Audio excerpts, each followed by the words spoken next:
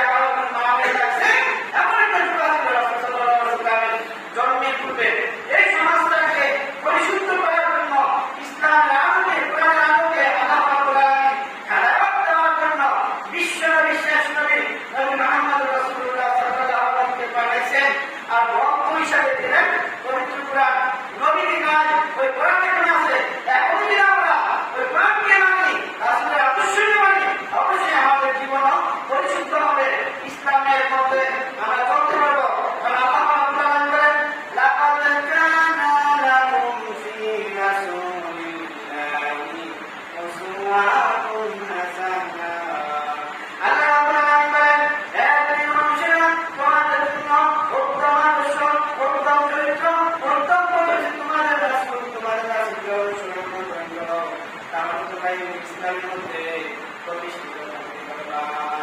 রাসূল সাল্লাল্লাহু আলাইহি ওয়াসাল্লামের সময় মানুষে গুরু নিয়ে বেশি বাড়াবাড়ি করত, তার ছেলে সন্তান বেশি, তার বাবা বেশি থাকতো, তার ভাই বেশি, তার বাবা বেশি থাকতো।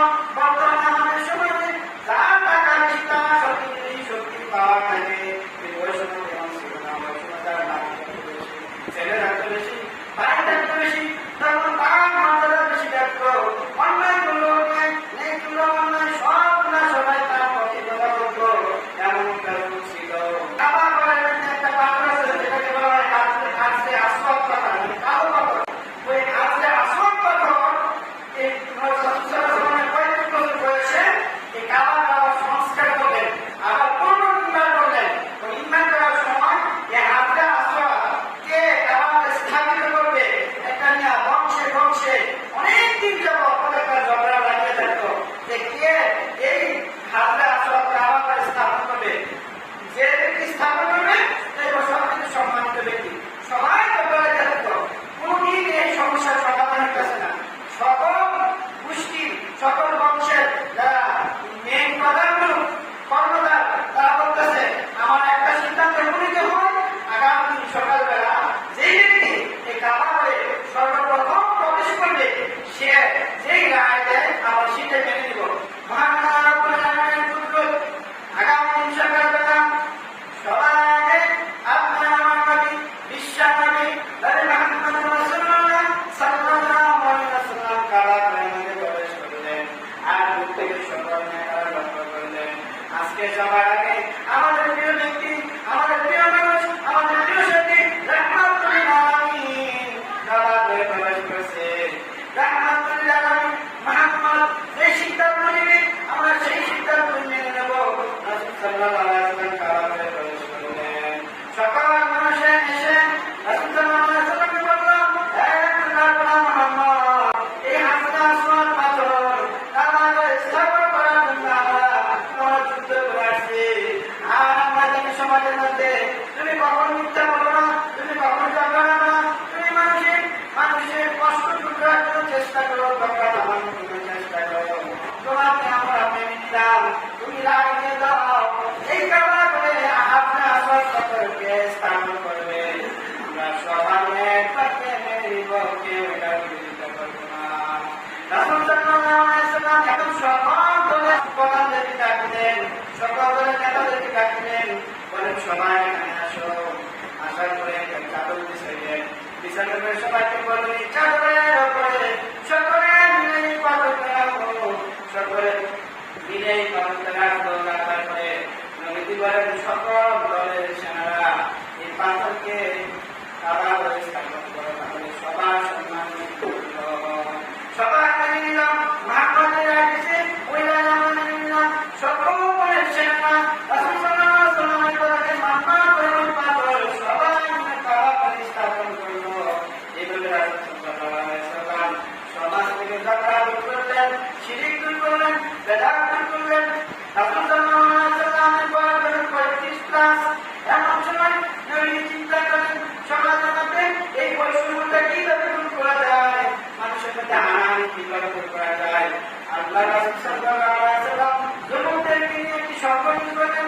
ওই সংগঠনের নাম হয় হিলফুল ফুজল।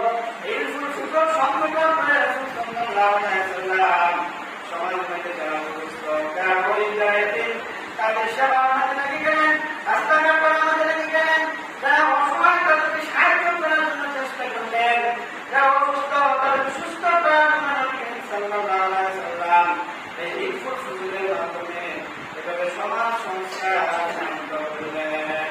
রাসূল সাল্লাল্লাহু আলাইহি ওয়াসাল্লাম এইভাবে আল্লাহর পথ থেকে আরম্ভ করে এইভাবে শুধু মানুষের সেবা জীবনকে শেষ করে দিয়েছেন। আমরা শুধু জানি যে লা ইলাহা ইল্লাল্লাহ মুহাম্মাদুর রাসূলুল্লাহ, কালেমা পড়লেই মুসলমান, কিন্তু কালেমা পড়লেই মুসলমান না। এই কালেমাকে বাস্তবে প্রমাণ করার জন্য তিনটি কাজ করতে হবে। এক নম্বর মুখে বলতে হবে, দুই নম্বর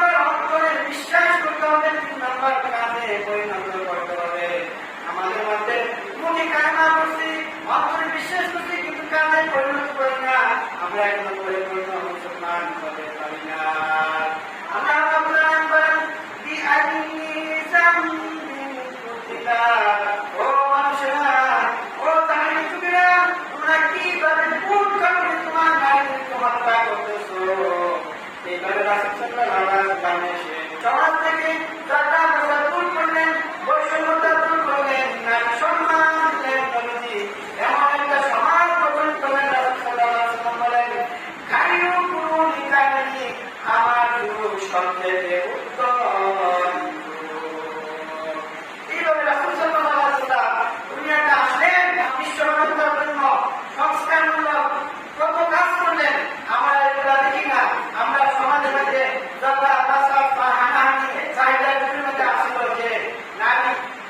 মেয়ে সন্তান জন্ম হইলে যারা অপমাননা করত, তাদের লজ্জা মনে করত, এখনো আমাদের সমাজে এটা আছে। আর যদি সন্তান দুইটা নিয়ামত, তিনটা নিয়ামত, এখনো আমাদের সমাজে আছে। 4-5টা মেয়ে সন্তান হলে ওই স্ত্রীকে তালাক দিয়ে দেয়। আছে না? আপনারা শুনছেন না? স্ত্রীকে বাধ্য করে, অত্যাচার করে, নির্যাতন করে মারে, সেজন্য ভুলে চলে যায়। এগুলা এই নাম ধরে মুসলমান আর জাহিলিয়া কাপড়ের মধ্যে কোনো পার্থক্য নাই। আসলে মধ্যে সবগুলোর বিচার হবে। কারণ সূরা আশ-শুরা 53 নম্বর আয়াতে আল্লাহ রাব্বুল আলামিন বলেন, সন্তান ছেলে হোক মেয়ে হোক এগুলা আমি দান করি, এবং সন্তান দেই আবার আমি দেই না। সন্তান এইভাবে কাউকে সন্তান দিয়ে আপনার পরীক্ষা করেন, তবে না দিয়ে পরীক্ষা করেন। কিন্তু আমাদের সমাজে সবাই এমন ঘটনা আছে, কুটিটার মানে ছেলে সন্তানের আকিকা দেয়, মেয়ে সন্তানদের দেয় না। ছেলে সন্তানের আকিকা দেয়, এমন আছে টাকা নাই, শ্বশুর বাড়িতে দাম করে না দিয়েও আকিকা দেয় ছেলে সন্তানের, কিন্তু মেয়ে সন্তানের আকিকা দেয় না। তাহলে এটা কি বোঝা গেল? সেও তার নর্মাল সুবিধা ওইটা। আর জাহিদের মতো সন্তান ছেলে হতে বেশি হয়, মেয়ে হতে নাম পূজা করে তার মনে কষ্ট পায়।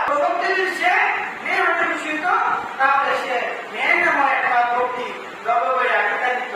অতএব আমরা যেন ওই জাহিলিয়া যুগের এইরকম অসামাজিকতা, যে নারীদেরকে কিভাবে অপরাধীদের ব্যবহার করতো, তাদেরকে গুরুত্ব দিত না। যেমন আপনার ছেলে হচ্ছে, ছেলেকে সব সম্পত্তি লিখিয়ে দিয়েছেন, মেয়েদেরকে সম্পত্তি দেন না। এটা কোন আয়াত অস্বীকার করলেন, কোন আয়াত অমান্য করলেন? ছেলেও আপনার সন্তান, মেয়েও আপনার সন্তান। কোন আয়াত আপনার এক ছেলে যতটুকু সম্পদ পাইব, 2 মেয়ে ততটুকু সম্পদ পাইব, কিন্তু আপনি এক ব্যক্তিও আপনার মেয়েকে সম্পদ দিলেন না। কি বললেন? যে মেয়েকে বিবাহ করার জন্য 3 লক্ষ টাকা খরচ করছি, এই টাকা আপনি কাজ করে দিলেন না। মেয়ে বিবাহ করছেন, টাকা গেছে, এটা তো সমাজ বর্তমানে একটা পরিস্থিতি এসে দাঁড়াইছে। কিছু কিছু না দিলে বেশি হয় না। কিন্তু অমান্য করে আপনি মেয়ের সম্পদ দিলেন না, কুকুর সম্পদ দিলেন না। আসলে মধ্যে এগুলোর বিচার হবে, এগুলোর বিচার যতক্ষণ পর্যন্ত না হবে আসলে না কিন্তু কায়ে শেষ হবে না। অতএব আমরা ছেলেদেরকে ভালোবাসো, মেয়েদেরকে ভালোবাসো। রাসূল সাল্লাল্লাহু আলাইহি ওয়াসাল্লাম বলেন, 3টা জিনিসকে বেশি ভালোবাসি। আমি সুগন্ধি খুব বেশি ভালোবাসি, সুগন্ধি এগুলো আমি খুব ভালোবাসি।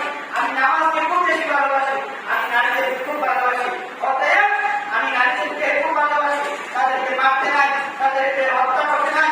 আমাদের মেয়ে যারা আছে, মা যারা আছে, শাশি যারা আছে, তাদেরকে এমনভাবে সম্মান করবো, তারপর রাসূল সাল্লাল্লাহু আলাইহি ওয়াসাল্লামের আদর্শের মধ্যে আমরা প্রবেশ করতে পারবো। আমরা যেন জাহিলিয়াতের মতো আমাদের নারীদেরকে ছোট মনে না দেখি, তাদের যেন আমাদের সন্তানটাকে বিচ্যুতি না করে, আমাদের সন্তান টাকা পয়সা ব্যালেন্স আছে, সবকিছু আমাদের নারীর অধিকার আছে। অর্থাৎ আমরা যদি হিসাব না করে তাদেরকে না দেন, তাহলে আসল মাঠে এগুলো বিচার হবে। আল্লাহ রাব্বুল আলামিন কোরআনের বইয়ে, জাহান্নামের বইয়ে রাসূলের পরিপূর্ণ ভাষায় আমাদেরকে ইসলামের